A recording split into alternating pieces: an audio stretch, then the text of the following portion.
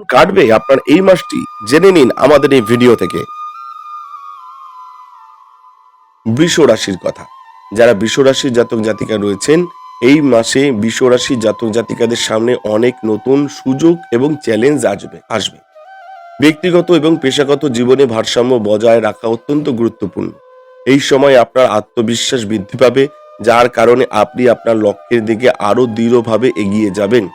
তবে এটি মনে রাখা গুরুত্বপূর্ণ যে নিজের সঙ্গে কিছু সময় কাটালে আপনার মানসিক ভারসাম্য উন্নত হবে।